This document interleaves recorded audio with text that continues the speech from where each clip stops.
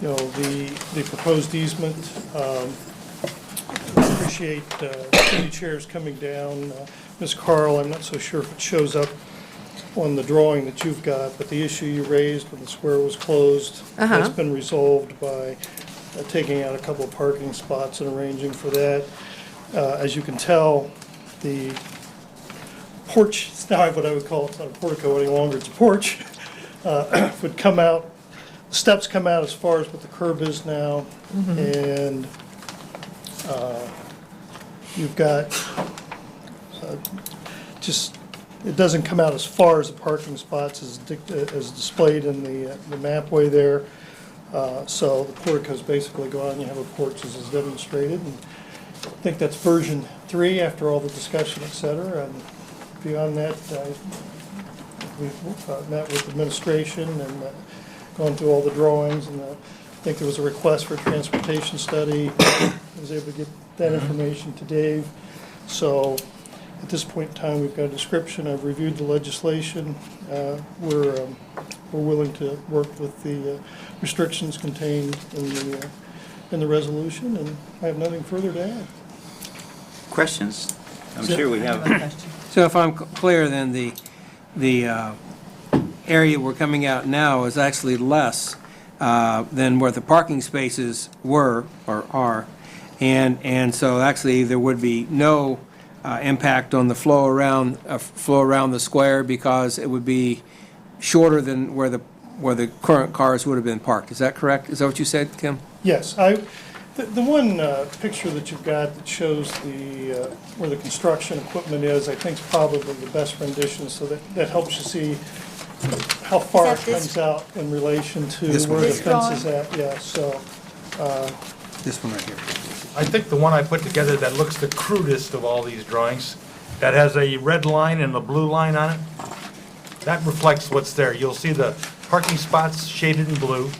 And the red line reflects where the new curb is going to be, and that blue line reflects where the existing curb is. So actually Okay. have more space going around there than we currently do. So the curb will be enlarged? Okay, Yes. okay, not as much as it was previously, but it will still be enlarged.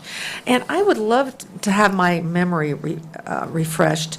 How much easement into the city property did the Curtis Hotel take? 6 feet.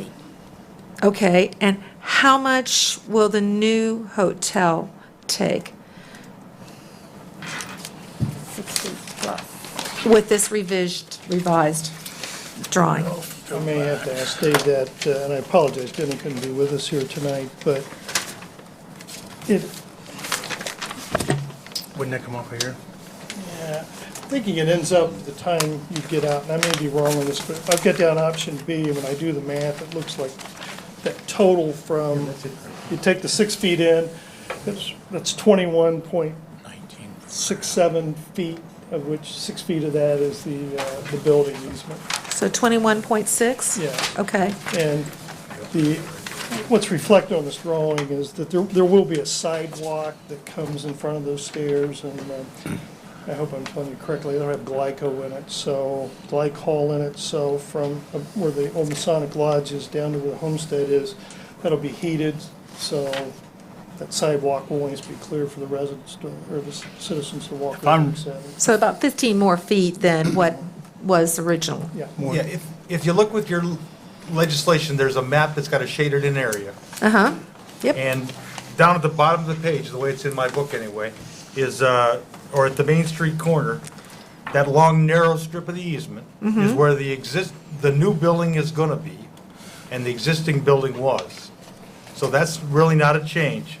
But then you get the step out there that I believe reflects about 19 feet, is that what it says? 19.67. Uh-huh. That's the easement for the overhang of the steps. Another And then 20 as you go further to the east, that's the easement for the pedestrian ramp going back down to Green's. Okay, okay. Does that help you clear it up, or? And the parking spaces will be eliminated, I Parking spaces are understand. gone, yeah. Okay, On the hotel side, the ones that are, if there was a question of whether or not there'd be elimination of parking spaces over from Masonic, and I don't no, believe no, those. No, I'm we're I'm not talking there. about the hotel side, those parking spaces will be eliminated. And those would Okay, have generally been used for the hotel, and they'll be picked up in the back. okay. John? I've just got a couple of questions, because, and I talked with Mr. Fair, and we talked briefly a couple of weeks ago. But the problem I've got is I'm focusing on the existing sidewalk. And I'm trying to realistically look at this, not wanting anybody to think that anybody up here is trying to throw a monkey wrench on what's going on over there, because we want to see this happen. Certainly. I got a question. They built that back there. There was a resolution passed in 1971, it's 1971-02, give them 6 foot. Now the building's gone. That's gone. That easement's gone. Right. You want it back, but you want more. Right. So, and my focus is if they could build an existing, or a hotel in 1971 and only ask for 6 foot, how's come in the 21st century we can't build a hotel and keep it right where it is? That's what I'm, because that's what the people want. Yeah, And I've heard from more people in 3 weeks' time than in just the short time that and this is what they want to hear. How's come? Because they want the hotel, Sure. but they also, that's not your parking space, that's the people's. That belongs to the city. So when we give that up, we take that parking space or that property from the people and we give it to the hotel, and then it becomes yours. So the people are saying, we want to keep our square just the way it is. We want to keep our circle square the way it is. That's what I'm hearing from the people. So that was my question, is from where the sidewalk is now, how many feet off that sidewalk do you want to come out into our square? John, I want to make sure that I'm not misrepresenting something, and I'm kind of looking at Dave to help me out here a little bit. I think I explained to Dave that I almost flunked surveying class because I can never end up where I started out.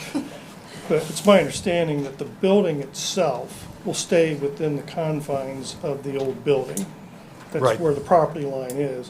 What's coming out a bit is where the law has changed with respect to ingress and egress for protecting the handicap. So to build that ramp and provide the space, that's where the stairway and the handicap ramp needs to come out, which is the expansion of the area. Coming straight out. Yeah, And I'm just trying to be Yeah. pleasant about Well, this, and I because appreciate that. Rams can be built in any direction you want to build them. They don't have to be built straight out to come straight out into the roadway. or in that I'm looking at, if you've Yeah, got a or at that ramp, location, for that matter. Well, there's a slope that's there, so the ramp has to be at a particular. when you come slope. out of the new hotel, the ramp is going to be going in what direction, east or It west? goes to the east. East.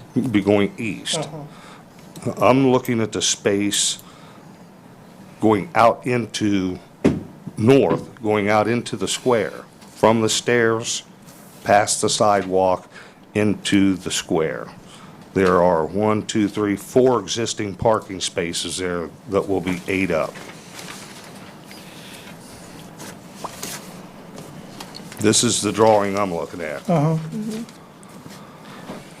That is a correct statement. Okay. Yes, uh-huh. That's, Yeah.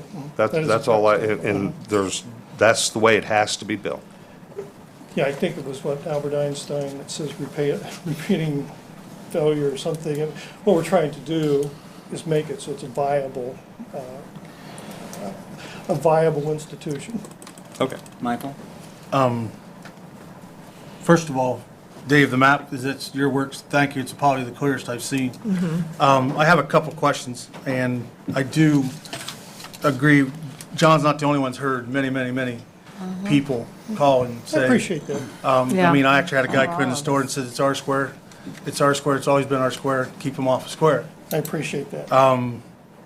And I have had a few that agreed to let the hotel do whatever they want, but it's by far fewer compared to the ones that want it. Now, with that being said, Cameron, I don't know if you or Dave, for people that don't have this map in front of them, the existing curve, as it shows here in the blue line, to the red, that'll be the new line, how much more is that, do you think? Looks like about 6 feet, 6 to 7 feet right there. Basically, it goes halfway through the middle of those parking spaces, Yeah. which is 18 feet. What's the, I'm trying to get, because there's a right-of-way that the cars are going to have besides that. I mean, the cars, there's going to be cars stopped there. That's the whole purpose for this, correct? I mean, the Right, the car whole, will be stopped right in front of the steps. Yeah. so we're, Understand what so you mean. additionally, besides where the red line is, what's the width of a highway on half a highway? Or street? Well, Let me the red- chime in here, because I did tell council at the last session I would look into these highway clearance issues. At least as a matter of legend, the roadway around the public square is 2 lanes wide. ODOT requires, and I've double-checked this with County Engineer Jim Henry, that the roadway be 12 feet minimum per lane. And given the clearances that are in this design, this more than meets those set of clearances. And does that include the width of a car coming off of that then too?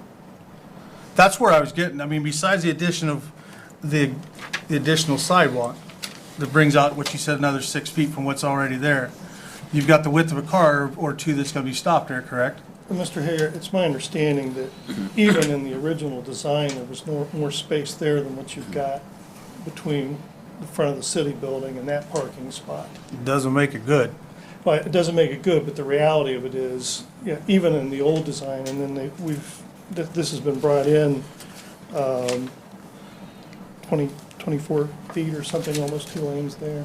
I appreciate this. I'd have one more question. When we went over with Mr. Taylor, the last meeting, you know, he had showed us proposal Plan A, and then he talked about Plan B, and when we talked about Plan B, unless it was just me, I thought Plan B was there was gonna be, 2 posts almost where the curb is, and then a canopy. Yes, this is actually where it says Plan B here. This is actually Plan C or a So Plan- deviation for that, because that Plan B was being tossed out when the committee chairs and we were meeting, and we went back after your committee meeting and reduced it even more. So those are going. Labeling these plans kind of confuses the issue. Right. The plan that you're looking at on this crude drawing of mine is the one that we talked about falling back to that night when we were all standing over there. But wasn't that with 2 posts, and that Yeah, was the you- only thing, and you- then a canopy? You see the 2 blue squares there? Mm-hmm. That's what they are. That's the 2 I guess posts I on missed the what overhang. a canopy is then. Yeah, I was thinking it would be the post. I'm and then looking it at would what the project Lafayette out. has is a canopy. This kind of The picture I showed of the Lafayette Hotel in Marietta has a canopy. That's what I thought it was going to be. I'm glad we have this. This isn't much more than a Clarifies. covering of the steps. Yeah, that- That's all Yeah, it is. Thank you. If I could just, most everyone remembers that when the hotel was in operation, they had a canvas, a green canvas that came out to the edge of the sidewalk there. And so people that were unloading could pull up. They're very similar to what they'll do here, only that was canvas. And I think wintertime, they may have taken the canvas off and just left the posts in there, the frame in there. But, so we are talking, that distance between blue and red, the difference between what they were doing before and what they're suggesting to do now.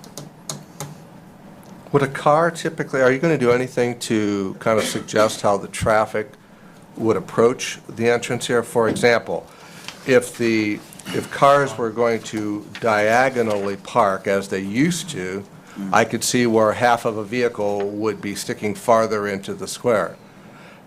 On the other hand, if traffic is going to sidle up to the curb and be parallel to the curb in the front door, which to me would be the logical way you'd want to get out if you were heading in there, then really the driver's side of the vehicle probably would not extend any farther than the back of the car, if I'm looking at this right. That'd be my understanding. So, I mean, so are we talking parallel or diagonal?